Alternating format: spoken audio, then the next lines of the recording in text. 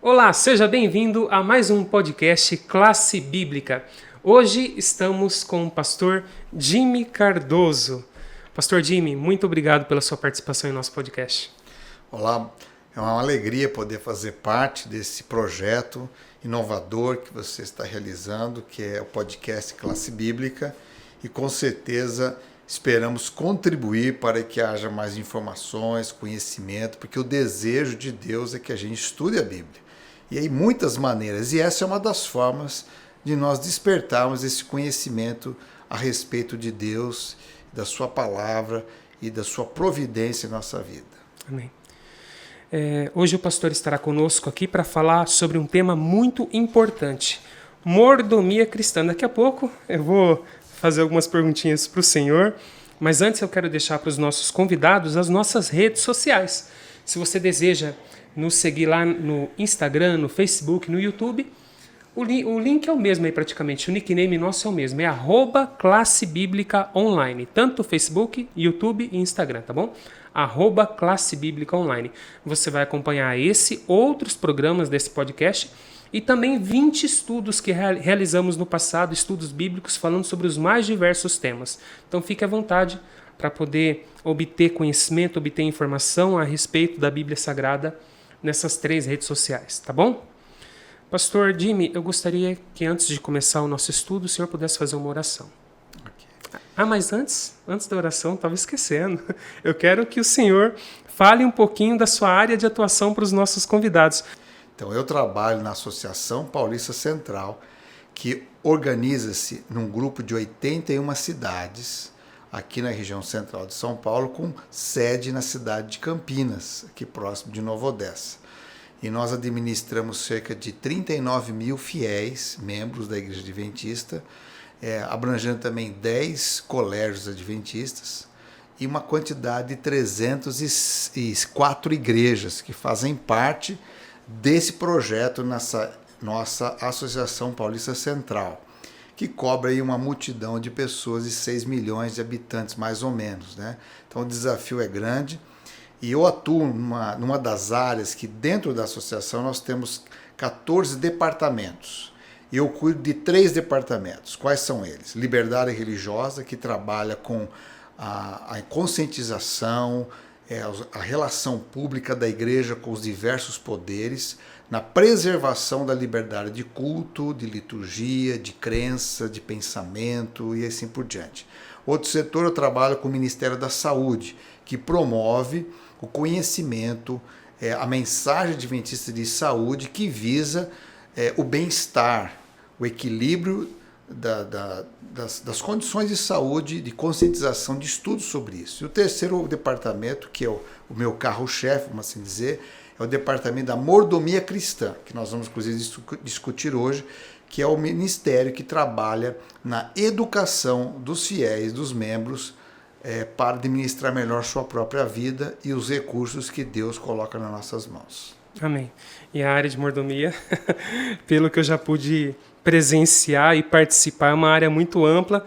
Daqui a pouco a gente vai destrinchar um pouquinho essa questão da mordomia cristã através desse podcast. E agora sim, estava esquecendo, mas agora sim, gostaria que o senhor fizesse uma oração para a gente iniciar o estudo. Pai querido que estás nos céus, é um privilégio nos reunirmos nesse momento para orar a Ti.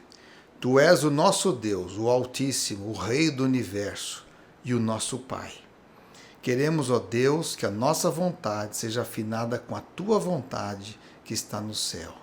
Nós também Te agradecemos pelo pão de cada dia, agradecemos pelas promessas da Tua vinda gloriosa, agradecemos pela segurança que nos oferece, pela amizade, por Tua graça e salvação. Livra-nos do mal, Senhor, e nos ensine a fazer escolhas inteligentes e sábias. Abençoe nesse estudo cada um de nós, em nome de Jesus. Amém. Amém. Amém. Bom, para iniciar então, vamos para a pergunta básica, primordial. Quando se fala de mordomia, a primeira sensação, uma pessoa que nunca ouviu essa palavra na vida, vai pensar que a pessoa está folgada, né? A pessoa está lá na maior mordomia, está deitada numa rede. Mas eu gostaria que o senhor explicasse o que realmente significa mordomia nessa área cristã que o senhor trabalha, que o senhor desenvolve. Olha, infelizmente, nós vivemos num contexto em que muitas palavras sofreram a adulteração dos seus significados. E mordomia é uma delas. Mordomia não quer dizer benefícios. Né? Mordomia na Bíblia ela é uma palavra que a sua definição mais exata é administrador, mordomo, aquele que tem a responsabilidade de administrar os bens do seu senhor ou os bens da sua senhora. Então, o mordomo ele é um administrador por excelência. Então, na Bíblia, quando nós falamos de mordomia, estamos falando da pessoa que tem nas suas mãos a responsabilidade de administrar os bens de outro. Exemplo disso é o caso de José no Egito, que foi mordomo da casa de Potifar. Né? Então, ou seja, na terra, Deus criou os seres humanos para que eles fossem mordomos, ou seja, administradores dos recursos que são colocados às suas mãos. Tanto é que o primeiro trabalho do homem e da mulher, ao serem colocados nessa terra, ao serem criados por Deus, foi administrar a terra, os animais, os recursos. Então, mordomia cristã é a maneira cristã de enxergar a administração da vida. Entendi. Basicamente, então, se nós somos mordomos de Deus, mordomia é o trabalho do mordomo. Sim, é o trabalho daquele que vai administrar, que ele vai prestar contas. Em inglês a gente usa a palavra accountability, que quer dizer, vou prestar contas dos recursos, das responsabilidades, das atribuições que me foi colocada em mãos para fazer. Ok. Então eu quero aprofundar um pouquinho mais sobre esse tema, né? Sobre a mordomia cristã. Temos muitas perguntas, mas a primeira é os pilares. A mordomia cristã trabalha com alguns pilares fundamentais. Estava até conversando com o senhor antes de começar. Surgem até novos pilares com o passar do tempo, né? Então, gostaria, de forma bem resumida aí, porque a gente vai explorar cada um desses pilares depois, que o senhor me falasse quais são os pilares da mordomia cristã e os novos que estão surgindo, né? Sim, para que a gente entenda melhor, nós partimos do pressuposto de que Deus é o Criador. Quando nós falamos que Deus é o Criador, nós estamos falando da divindade celestial.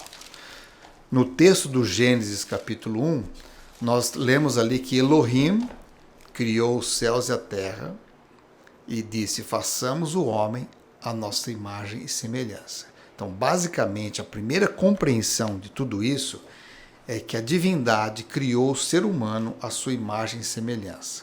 Evidentemente que Deus usa os elementos da terra, o pó, os elementos químicos, e ele forma um boneco e sopra no nariz desse ser o fôlego de vida, o ruá, ou espírito de vida, e esse ser se torna uma alma vivente. Então, um ser humano é uma alma vivente.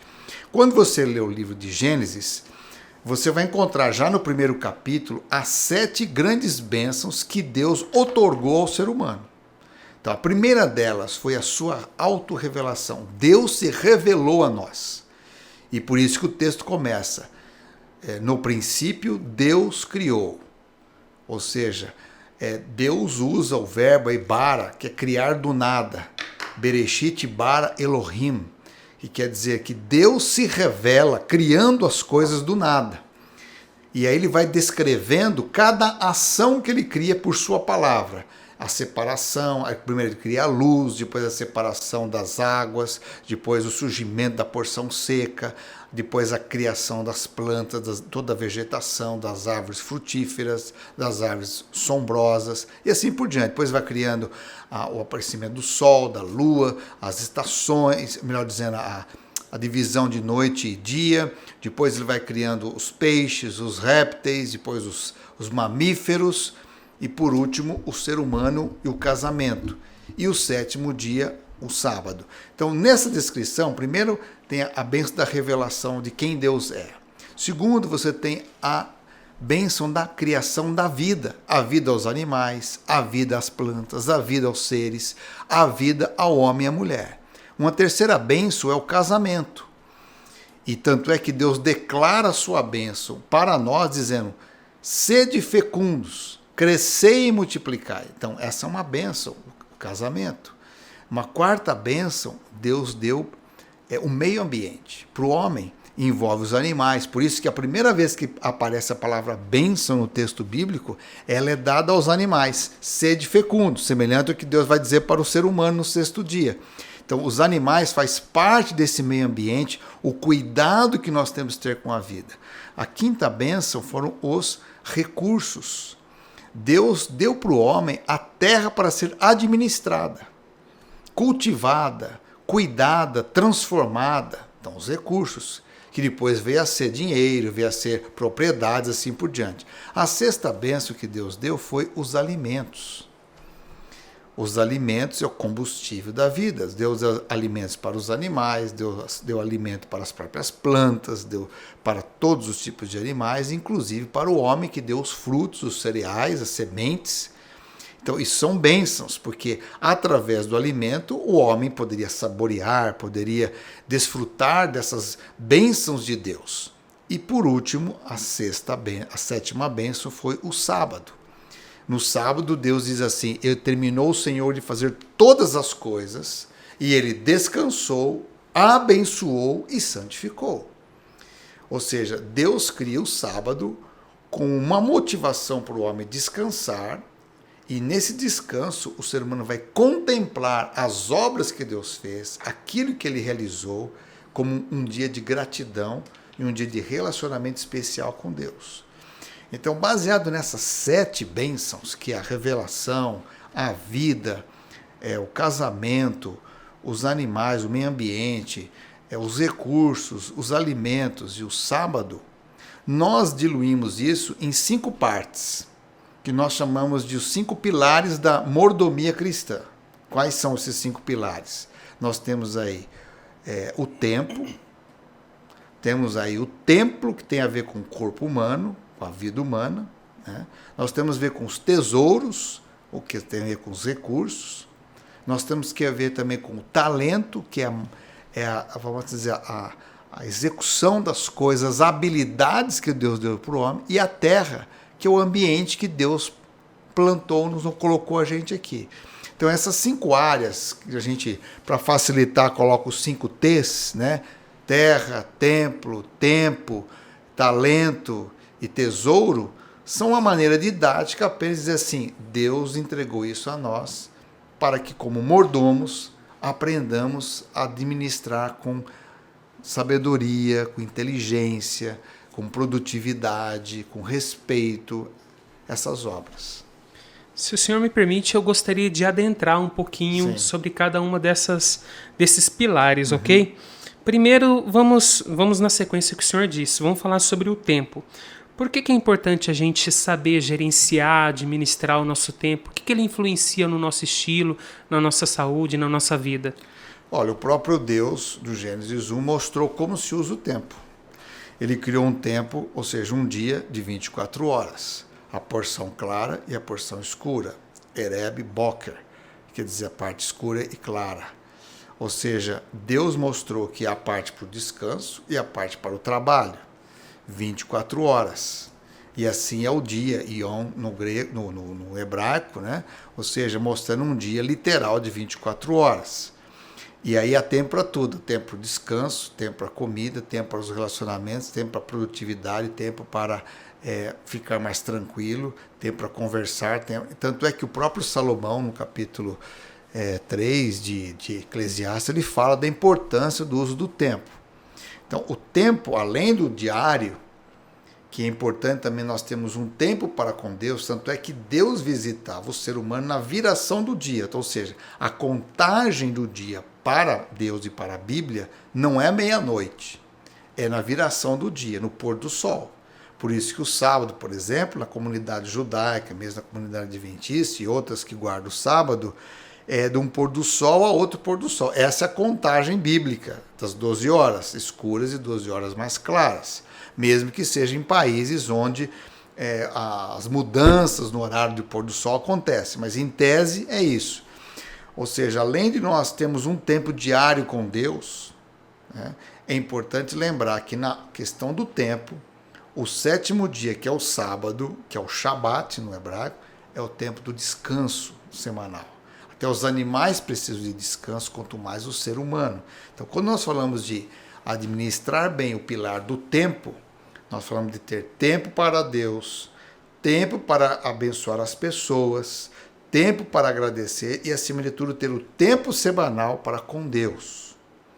Eu estava ouvindo uma palestra de um pastor americano que ele fez uma análise muito interessante, mostrando que, em média, nos Estados Unidos, principalmente na região de Loma Linda, onde tem uma comunidade adventista muito forte, a longevidade deles vai a 11 anos a mais que a média americana.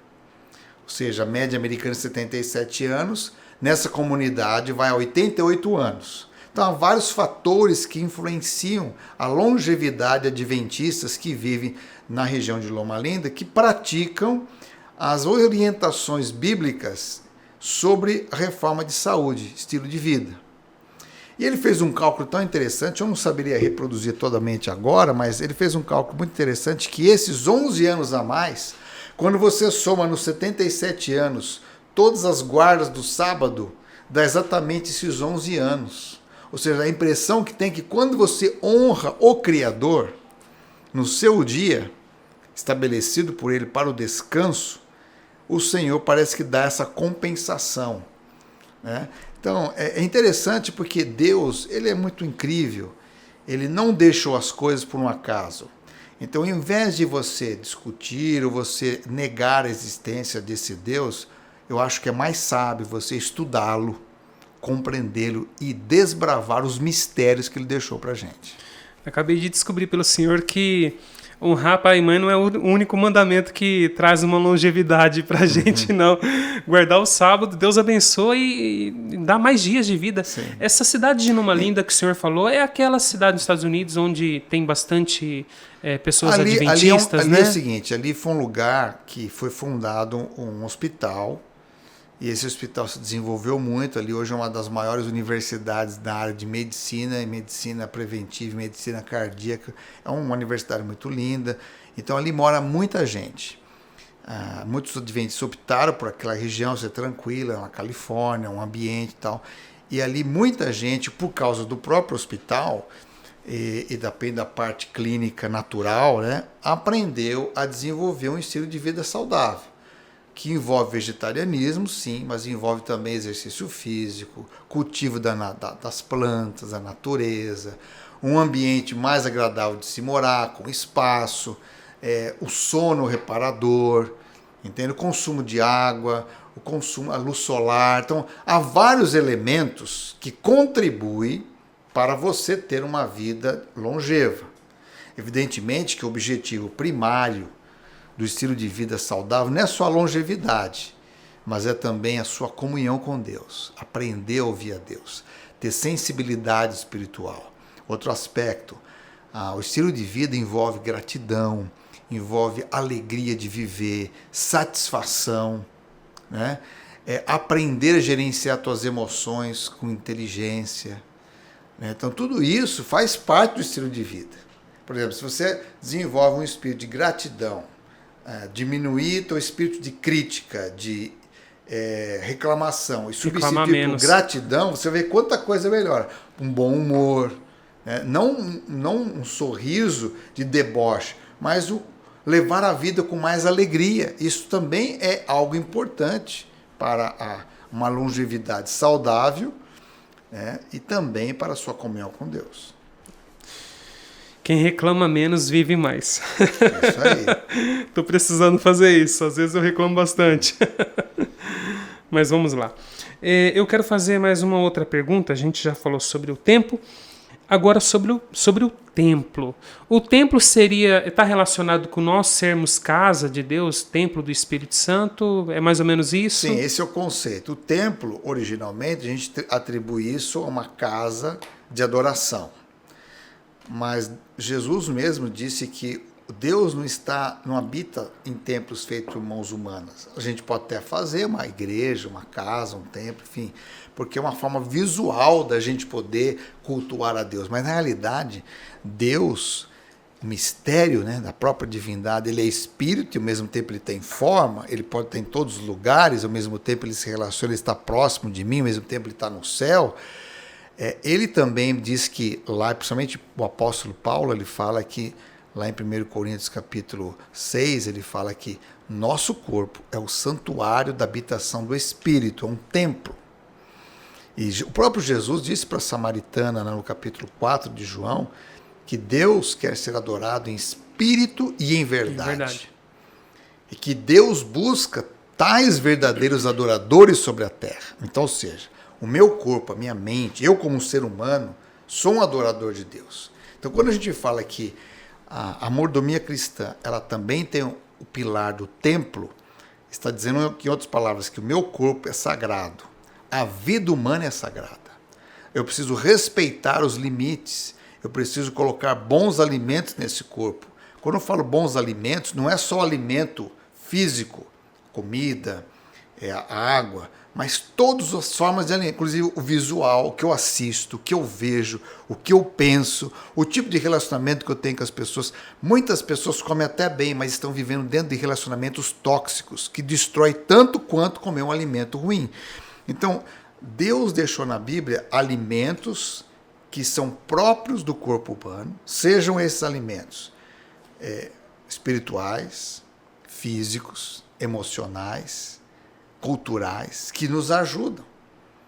Por exemplo, que é uma coisa tão simples, Deus deixou ali, no mundo pós-pecado, né, mundo de pecado, que alguns alimentos como carnes poderiam ser utilizados, mas Deus colocou limite. Quais tipos de alimentos carnes eu poderia comer? Não é qualquer tipo de alimento carne. Então, Levíticos 11, Deuteronômio 5, dá-nos ideias sobre isso. Alguns que eu vou evitar, na época Deus apenas descreveu o que comer e o que não. Mas hoje, nas pesquisas científicas, você já entende algumas coisas que ele disse por que não. São alérgicos ao ser humano, trazem doenças difíceis de administrar para o ser humano. Mesmo as coisas boas, elas devem ser comidas com temperança. Moderação. Então, ou seja, mesmo a parte emocional, então, Deus fala muita coisa na Bíblia sobre a parte emocional. Quando Jesus fala assim, não andeis ansiosos por coisa alguma. Por quê? Porque a ansiedade mata. A ansiedade gera inúmeros distúrbios no ser humano. Então, quando eu falo do templo, eu falo, como disse Paulo em Filipenses 4:8. Tudo que é bom, tudo que é amável, tudo que é íntegro, que é correto, isso deve ocupar o teu pensamento. E o próprio Paulo falou em 1 Coríntios 10:31, quer comais, quer bebais, ou faça qualquer outra coisa, tudo que você vai fazer, faça para a honra e glória de Deus. O senhor falou sobre moderação, né? Comer com moderação, porque isso impacta na saúde humana, né? Aí me veio aquele verso de Gálatas 5, né? Que é o fruto do Espírito. Sim. O fruto do Espírito, ele está relacionado diretamente com o cuidado com o templo, com a saúde, não está? Basicamente, se a gente for aqui na Bíblia, em Gálatas, no capítulo 5, que vale a pena a gente, inclusive, ler, você vai perceber que esse texto, quando Paulo fala da importância de nós amarmos e respeitarmos a ação do Espírito Santo em nossa vida, e por isso que nós não devemos entristecer o Espírito, uma forma literária para dizer assim, respeite Deus lidando com você, porque Ele vai lidar para o seu bem. Então, Gálatas capítulo 5, verso 22, diz assim, mas o fruto do Espírito, ou seja, o Espírito Santo, que age em nós, ele gera um fruto. Qual é esse fruto? Primeiro, amor, alegria, paz, longanimidade, benignidade, bondade, fidelidade, mansidão e domínio próprio. Então, você percebe que todos esses elementos, eles têm a ver com qualidade de vida. A pessoa mansa, a pessoa que tem controle nas adversidades, que sabe administrar bem isso, ela tem mais sucesso. A pessoa que é temperante, domínio próprio, ela ganha saúde. A pessoa que lida com alegria, a pessoa que ama, quem ama, ele não depende de expectativas. Por exemplo, tem um texto na Bíblia que eu gosto demais desse texto, 1 João 3,16, que diz assim, nisto conhecemos o amor, que Jesus Cristo deu a sua vida por nós, e nós devemos dar nossa vida pelos nossos irmãos. Quando você entender esse texto com clareza, na sua vida, nas suas escolhas, você para de sofrer por muitas coisas básicas que eu vejo as pessoas sofrerem. Ah, porque alguém me criticou, porque a pessoa não me deu atenção. Quando você decide amar, você não depende mais das opiniões das pessoas, você não depende muito da expectativa que os outros têm de você, porque você começa a ter uma segurança em Deus. E quando você está seguro, você está bem resolvido emocionalmente, espiritualmente, você passa a ser proativo. Você não depende dos outros para ser feliz. Deus age em você e você vai poder lidar melhor com as pessoas e com as coisas. O estudo tá bom aqui. O estudo tá muito bom. Mas vamos partir para a próxima pergunta. Foi uma definição, um resumo, né? Gostaria de perguntar mais a respeito do templo, principalmente a respeito do fruto do Espírito, que é um texto que eu gosto bastante também. Mas eu quero perguntar sobre o terceiro tópico. Vamos deixar o terceiro por último? Vamos deixar tesouros por último? Ok, tá bom. Vamos lá. Vamos pro quarto, então. Talentos. O que seria talentos? Eu lembro até da parábola dos talentos que tem na Bíblia, que o Senhor vai lá, dá um talento na mão de um, 2 na mão de outro, e por aí vai. E a impressão que dá é que nós temos um Deus que exige muito de nós, lendo essa parábola. E, na verdade, não é bem assim, acredito, né? Que Deus não é um Deus exigente, um Deus tirano. Mas explica pra gente, ninguém melhor do que o Senhor para explicar a respeito dos talentos. Por que eles são tão importantes? Por que a gente tem que empregar eles na igreja? Sim, a palavra talento, ela também tem várias nuances. Por exemplo, quando você encontra um jogador de futebol talentoso, por exemplo, eu tive a oportunidade de assistir o Michael Jordan jogando basquete. Uma pessoa extremamente talentosa na sua área, né? Quando você vê, por exemplo, eu cresci, já na minha primeira infância estava sendo a despedida do Pelé, anos 70, né? Que talento maravilhoso o Pelé tinha. E outros que vieram, Rivelino, depois eu vi Sócrates, eu vi Falcão, eu vi Zico. Vou dar um exemplo aqui. Eu vi, por exemplo, Marcelinho Carioca, Alex, eu vi Romário, Careca, eu vi Miller, eu vi... Vou dar exemplos mais do Brasil, porque a gente está aqui no nosso país. Sim. Por exemplo, quando você vê o próprio Neymar, Ronaldinho Gaúcho, você vê Éder Aleixo. Cara, tanto jogador no Brasil, o próprio Vinícius Júnior hoje, Rodrigo, o Endrick, o Dudu do Palmeiras, aqui esse time Flamengo e tantos outros, né? Então, você se encanta quando você vê uma pessoa com talento. Há pessoas com talento na área da ciência. Quando você lê a biografia de Einstein, que talento, que capacidade, né? Quando você vê, por exemplo, Suassuna, né? Que talento na literatura. Ariano Suassuna, né? Você vê assim, cara, a capacidade de contar uma história. Quando você vê, por exemplo, um Billy Graham, você vê o que talento para ministrar, né? Quando você vê, por exemplo... eu gosto muito de cantores, vários cantores bons. Quando você vê, por exemplo, um cantor que eu acho interessante, as letras, as músicas que ele faz, tem o Guilherme Arantes, por exemplo, o Flávio Venturini.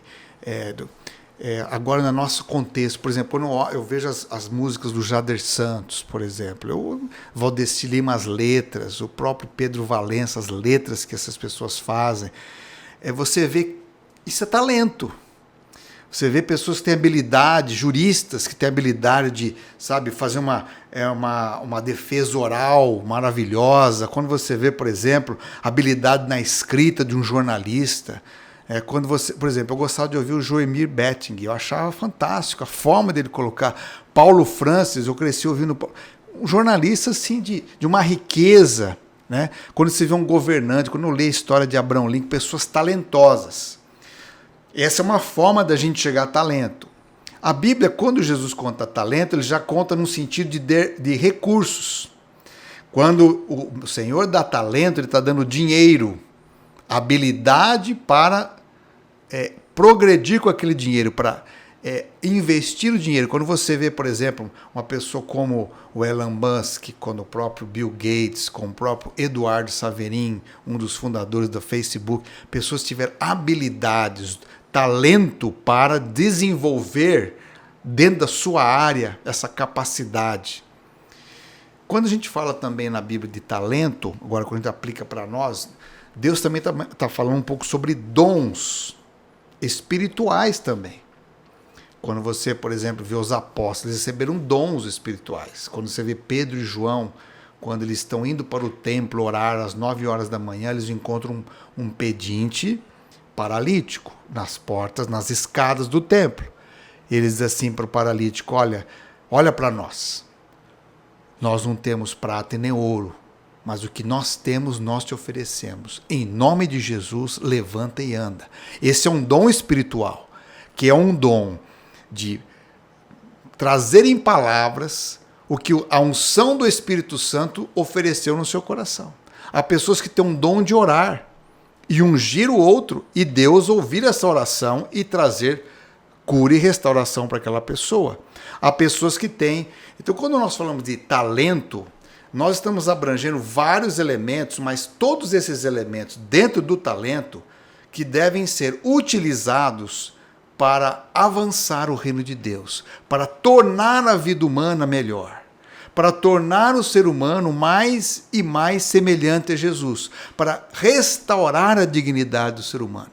Quando você olha, por exemplo, a Madre Teresa de Calcutá, para um Betinho, que foi na minha época de adolescente, que fez tanto pelas pessoas que tinham HIV positivo, dedicou sua vida.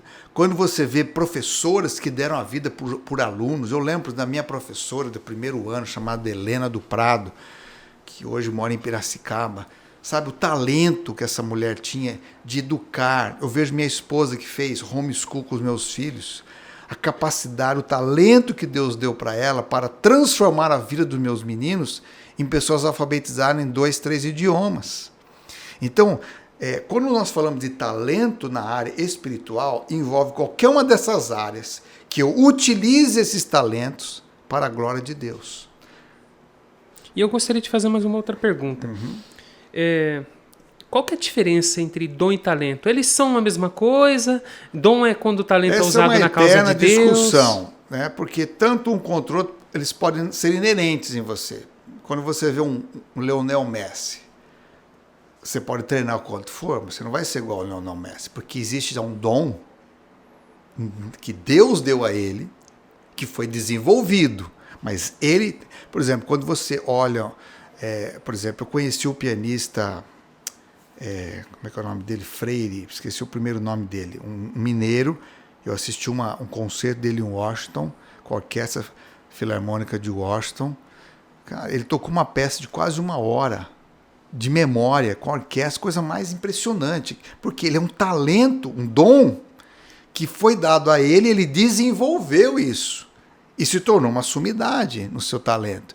Então, existem os talentos inerentes, o que podemos chamar também de dons. Quando você vê, por exemplo, a vida de Ben Carson, que foi um neurocirurgião que fez inúmeras cirurgias dificílimas, separação de genes siameses, ele né? tinha um dom natural para habilidades manuais, mas que foi desenvolvido. Agora, existe o dom espiritual, que não depende tanto do seu dom natural, porque o dom espiritual é uma dádiva do Espírito Santo para um propósito espiritual. Um exemplo disso, os apóstolos não tinham o dom, a naturalidade de falar outras línguas, mas quando eles receberam, no ano 31, o dom espiritual de novas línguas, eles passaram a pregar o evangelho e as pessoas passaram a entender nos seus idiomas. Por quê? Porque ali tinha um objetivo. Qual era? Deus gostaria que o evangelho fosse para todas as partes do mundo. Então, assim, os dons espirituais, eles podem ser buscados. Nós devemos pedir a Deus, como diz Paulo em 1 Coríntios 12. Peça dons espirituais a Deus. Então, evidentemente que Deus pode usar o talento natural, o dom natural que uma pessoa já nasce e vai desenvolvendo, e ele pode ter uma aplicação desse dom para o bem. Há pessoas que têm dons de negócio, mas não usam para o bem. Mas poderia tornar aquilo também um dom espiritual. Entendi. Bom, então vamos lá então. Vamos falar sobre... A gente vai ter que falar sobre isso, não vai ter como... Tesouros. Tesouros tem a ver com dinheiro, tem a ver com posse. Qual que é a definição de tesouro nesse pilar da mordomia cristã? Tesouro tem a ver com todas as formas de recursos que Deus coloca em nossas mãos. Tesouro não é necessariamente só dinheiro. Há o tesouro do conhecimento. Há pessoas que não têm tanto recurso financeiro, mas têm um academicismo fantástico. Têm uma capacidade de ensino, uma capacidade de conhecimento riquíssima. Há pessoas que o seu maior tesouro são a fé, a espiritualidade. Há outros que o tesouro são riquezas, são propriedades. Há outro que o tesouro é a própria saúde, certo? A capacidade física de viver, trabalhar e fazer várias coisas. Então, o tesouro ele pode se mesclar em várias coisas.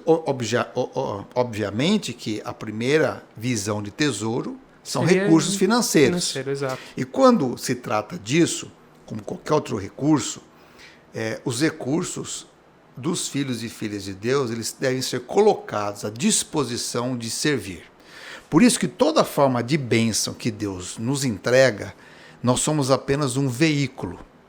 Nós somos como um instrumento que Deus, através de nós, pode abençoar outros. Então você vai perceber que nos personagens bíblicos, qualquer um deles que foi uma bênção, e por isso que quando Deus chamou Abraão e Sara, lá no Gênesis 12, Deus falou assim: "Se tu uma bênção, através de você, todas as famílias da terra serão abençoadas." Por quê? Através do exemplo de Abraão, da vida dele, dos chamados, das escolhas, da formação da família. Um dia viria o Messias. Mas mesmo em todo esse processo de um dia chegar o Messias, todos os oráculos sagrados passariam, Deus utilizaria de pessoas na sua genealogia, nos seus descendentes, que seriam um instrumento de bênção para Deus. Então, pode perceber, todos eles usaram os recursos para abençoar. O próprio Abraão, ele não foi enriquecido pelos seres humanos, ele foi enriquecido por Deus através do seu trabalho. Mesmo quando ele recebeu os despojos de toda a cidade de Sodoma, na reconquista de Ló e dos bens de Sodoma, ele não quis ficar com nada. E ainda diz mais em Gênesis 14, que ele devolveu o dízimo de tudo que ele já possuía para Melquisedeque, o rei sacerdote de Salém, que era um rei temente ao Deus Altíssimo. Então, quando a gente fala de recursos, principalmente vamos falar aqui dos recursos financeiros, das coisas que Deus nos dá às mãos, que a gente multiplica, nós devemos usá-lo para ser uma bênção para a humanidade. Amém. O senhor citou aí o exemplo de Abraão devolvendo o dízimo de tudo que tinha para Melquisedeque. E é sobre isso que eu gostaria de perguntar. Quando se fala de tesouro, eu lembro até daquele verso, né, onde está o seu coração, aí também está o seu tesouro, né? O senhor citou vários exemplos de tesouros, não apenas na área financeira, mas, obviamente, quando se fala de tesouro, a gente lembra da questão financeira, e já que o senhor citou o exemplo de Abraão, eu vou perguntar sobre dízimo, então. O que é o dízimo e por que eu devo devolvê-lo? Então, o que é o dízimo? O dízimo, como a própria palavra na nossa língua diz, é uma porção de 10%. Ou seja, o dízimo ele é uma instrução de Deus de que 10% de toda a nossa renda não nos pertence. Ou seja, como nós somos criados por Deus e moramos nesse planeta que Ele nos entregou, mas 10% é uma demonstração de que Deus é o nosso mordomo, é o nosso Senhor e nós somos mordomos. Então, ou seja, o dízimo ele faz sentido quando nós entendemos que fomos criados por Deus. Por isso que é uma competição na Terra entre a evolução e a criação. Quando nós partimos do ponto de vista da evolução, não faz sentido o dízimo, porque nós mesmos somos o autor da nossa própria existência. Quando nós entendemos que fomos criados por Deus, então sim, a devolução do dízimo é uma parte de reconhecimento que Deus é o Criador. Agora, eu não mando o dízimo para o céu. O dízimo, na realidade, ele é devolvido na comunidade da fé para a manutenção do evangelho, da pregação e do conhecimento da existência desse Deus e da adoração a esse Deus. Em outras palavras, o dízimo eu reconheço que 10% de tudo que Deus me dá pertence a esse Criador que me fez, que me criou, que me sustenta, que me mantém vivo, que me mantém com sonhos, com ideais. E esse dízimo, ele na realidade, ele retorna para o próprio ser humano, porque Deus não precisa de dinheiro, Deus não precisa desses recursos, mas quando eu devolvo o dízimo, os 10% do que eu recebo, das minhas rendas, eu reconheço que eu tenho um Senhor acima de tudo. E é interessante que isso é tão valioso que, como criança, você precisa mostrar para a criança que ela tem pai e mãe, que ela deve autoridade. Isso é uma segurança para a criança. Quando ela sabe que o pai e a mãe são autoridades, que ela deve respeitá-lo, isso traz estabilidade emocional, psíquica para a criança, porque ela sabe, ela tem referência.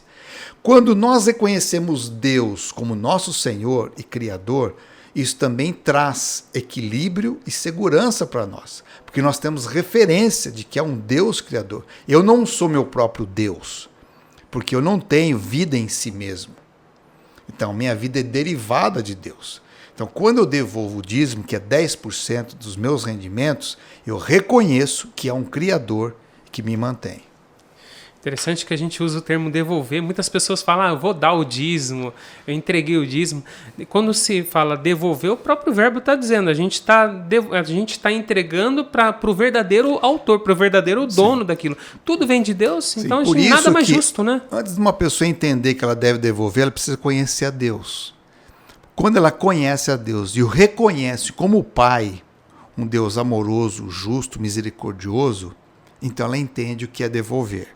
A questão é que hoje existem muitos conceitos equivocados acerca de Deus. Então, como muitas vezes as pessoas não vão à Bíblia para formar a sua visão de Deus, ouve muitas opiniões humanas, até mesmo de líderes religiosos, que distorcem o que é recurso, o que é tesouro. Então, muitas vezes, há proclamações, há ensinamentos, há ministrações de como se Deus fosse um comerciante que nós negociamos com ele. Não, Deus é o nosso Criador. Então o dízimo não é negócio.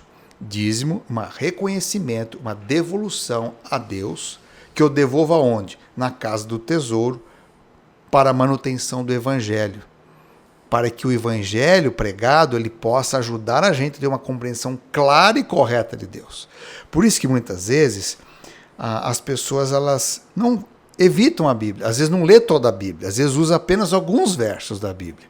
Mas veja, por exemplo, essa oração de Jesus. Olha só, em João capítulo 17, Jesus fez uma oração quando estava reunindo os seus discípulos, a sua despedida, e onde ele fez a Santa Ceia, né?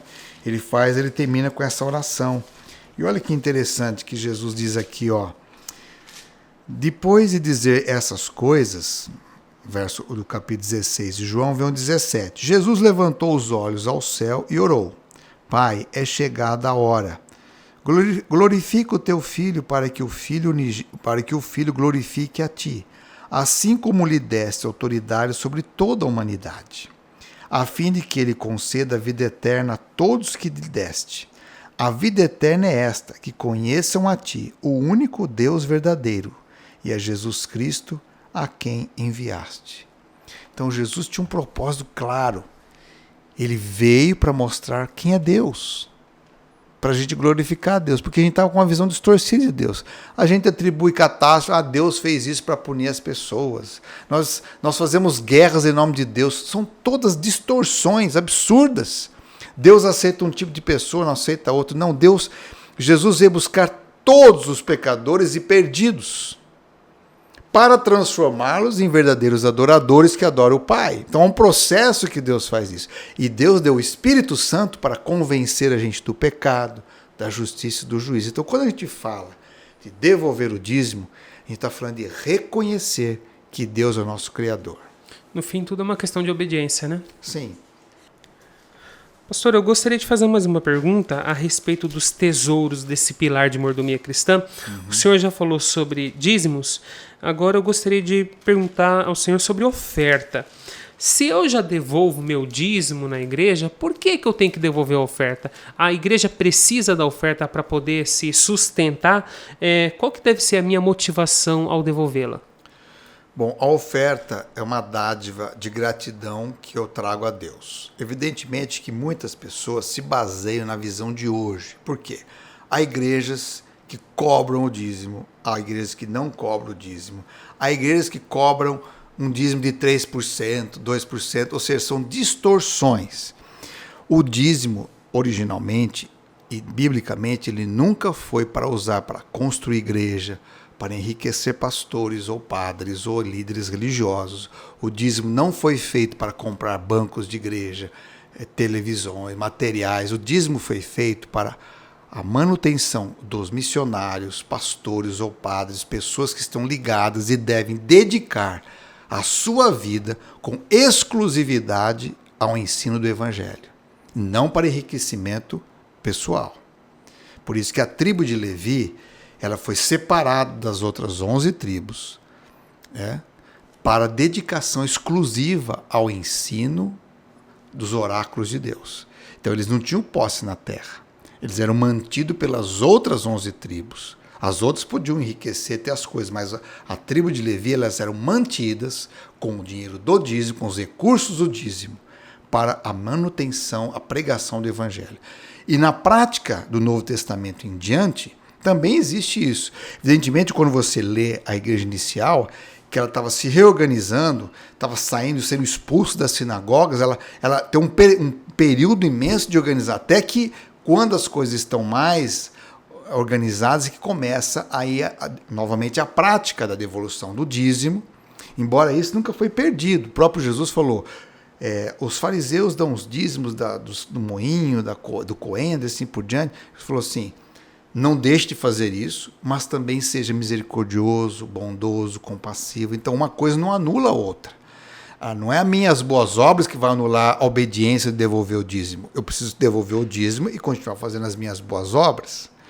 Então, quando se trata agora de oferta, as ofertas, elas tinham vários propósitos. Por exemplo, a oferta, quando era trazida em Israel, deveria ser uma oferta de um animal limpo, que eles chamavam, que era um animal que era um mamífero, que remoía e tinha o casco fendido. Então podia ser uma ovelha, um cabrito, um boi, uma vaca, enfim, um animal que é chamado animal limpo. Sim. A oferta deveria ser o animal mais perfeito e o melhor animal do meu rebanho. Um animal dele tinha que ser dado. Isso era uma forma de reconhecer no Antigo Testamento que a oferta representava o Messias, o servo sofredor que um dia daria sua vida como uma oferta perfeita no nosso lugar. Então, a oferta pelo pecado, ela era representada por o melhor do rebanho, porque representaria o que melhor Deus faria, que daria o seu próprio filho. E você vê isso na própria história de Abraão e Isaac. Quando Isaac tem 20 anos, ele é levado ao Moriá, e lá para ser sacrificado. Era o melhor. Deus provou o amor de Abraão. E Deus salva Isaac porque ele viu que aquele seu servo foi capaz de amar mais a Deus do que o seu próprio filho. Como Deus faria isso? Ele amaria tanto a humanidade que daria o seu próprio filho. Agora, outros tipos de oferta. Havia as primícias, a primeira das colheitas do rebanho era oferecido a Deus. Tinha oferta de gratidão. Todo ano tinha a festa das colheitas, o tabernáculo, que era no final do ano, onde as pessoas traziam sua gratidão a Deus. Ofertas quando a pessoa era curada, ela trazia uma oferta de gratidão. Tanto é que quando Jesus curava as pessoas, muitas delas, para onde elas iam? Para o templo, agradecer pelo aquilo que havia recebido de dádiva, né? No Novo Testamento, Paulo fala muitas ofertas, fala nós damos com alegria. Então, hoje, em que contexto as ofertas são dadas? As ofertas, por exemplo, elas têm vários propósitos. Um deles, lá em Êxodo, por exemplo, o povo trouxe uma oferta voluntária para construir o santuário. Como hoje nós fazemos uma oferta para construir uma igreja, construir um templo, construir um centro para ajudar pessoas. A oferta também era trazida para ajudar os pobres. Veja que o Novo Testamento fala de muitas ofertas. Fala, por exemplo, que Barnabé vendeu um terreno, trouxe a sua oferta aos pés dos apóstolos, para quê? Para ajudar aqueles que pela perseguição, pela crise em Israel e Jerusalém, havia perdido tudo. Então, a oferta também servia para ajudar o necessitado.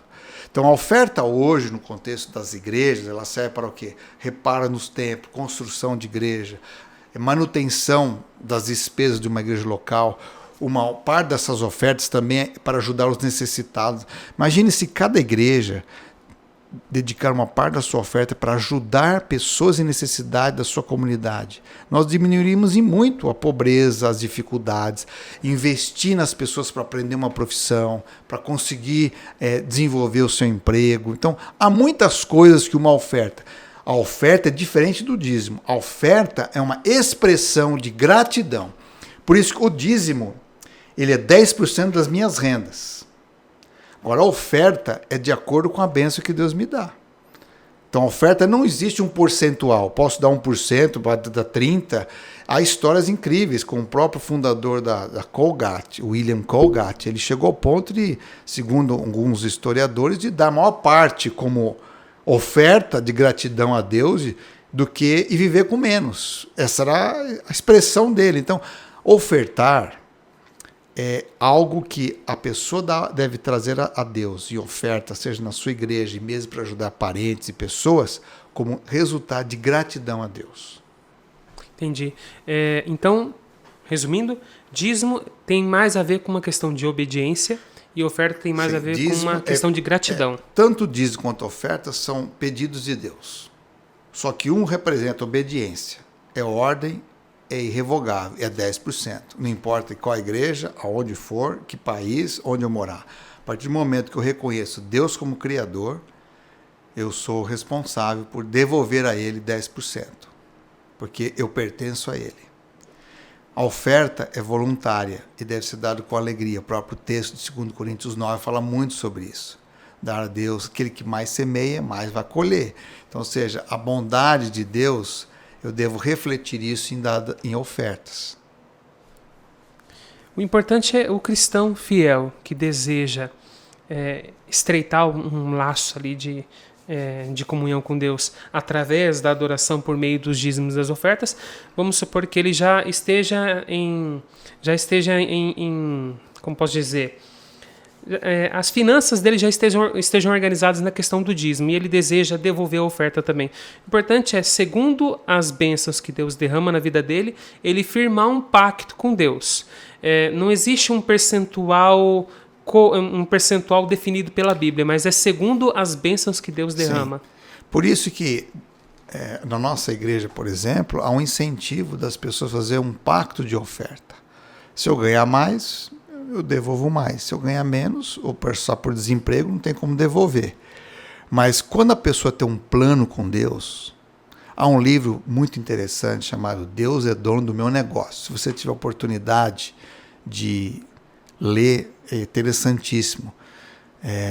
Parece que o autor é Stan Lee, não é Stan Lee, acho que é Stan Lee o nome, não me recordo agora, que faz muito tempo que eu já li esse livro, mas ele me impactou muito, de alguém que construiu um império de negócios e foi ao cartório e passou no nome de Deus. Deus como sócio, depois Deus como dono do meu negócio. Mas você vai ver assim, que há muitas pessoas que têm experiências incríveis com Deus. Lá em casa a gente tem uma experiência muito linda com Deus nesse aspecto também. De ter um percentual de 10% também de oferta. É nosso desejo, por gratidão. E Deus tem cuidado de nós. Eu tenho 4 filhos e Deus tem sido muito maravilhoso e nunca tem faltado nada para nós. Nós vivemos numa simplicidade, numa vida limitada em vários aspectos, mas nada nos falta, porque Deus está cuidando de nós. E é uma gratidão que nós oferecemos a Deus por aquele cuidado que Ele tem conosco. Então, a oferta é uma experiência também real que você pode ter com Deus. Nas oportunidades que eu tenho de pregar a respeito de mordomia, que é uma área que eu gosto bastante, eu sempre costumo falar o seguinte: o senhor está aqui, o senhor pode me dar um puxão de orelha se quiser. Se o que Deus fez por nós na pessoa de Jesus Cristo é tão importante quanto as bênçãos que Deus derrama sobre nossa vida todos os dias, por que eu vou menosprezar a oferta em relação ao dízimo, sendo que um é tão importante quanto o outro?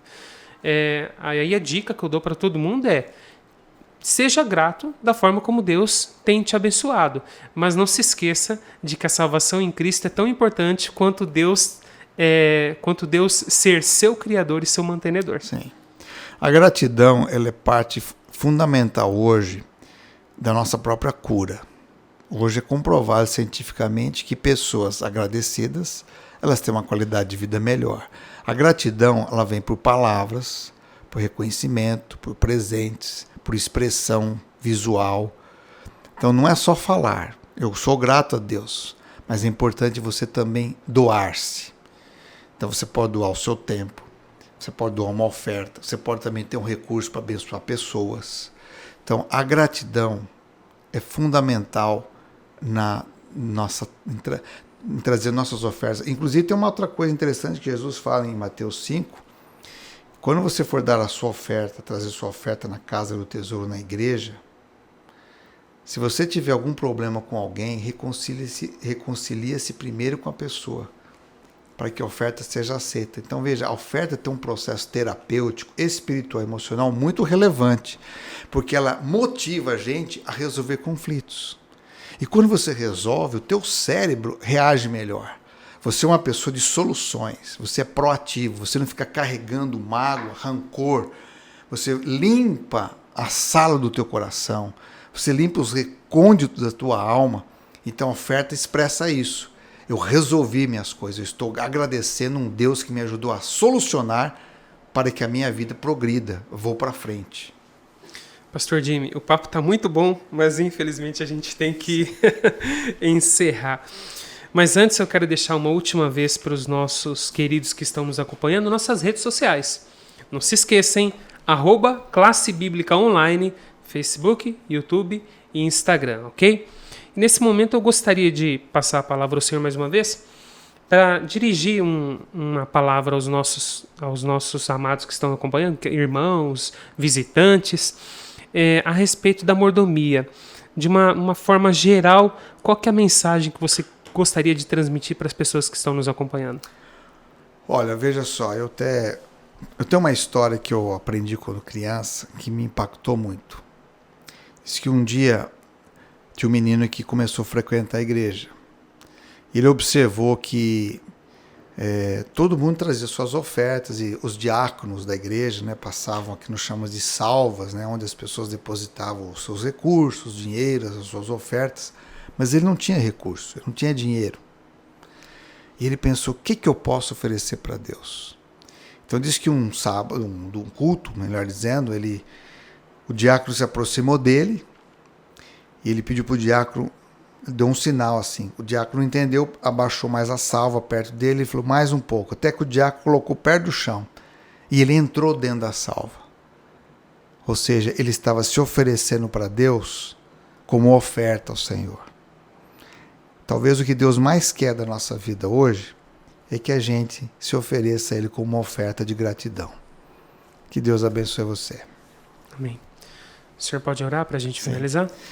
Pai querido que estás nos céus, muito obrigado pelo privilégio de sermos teus filhos e filhas.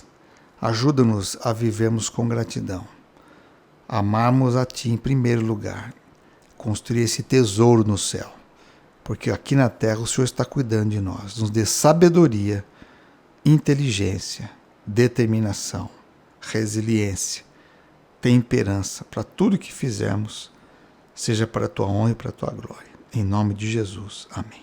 Amém. Obrigado por ter acompanhado mais um podcast. Espero que Deus possa continuar dirigindo e guiando seus passos. E fica aqui o nosso convite para você entrar nas nossas redes sociais, acompanhar os nossos conteúdos. Desejo a vocês uma boa semana, um bom dia, que Deus abençoe sua vida e nos vemos em nosso próximo podcast Classe Bíblica. Grande abraço. Tchau, tchau, pessoal.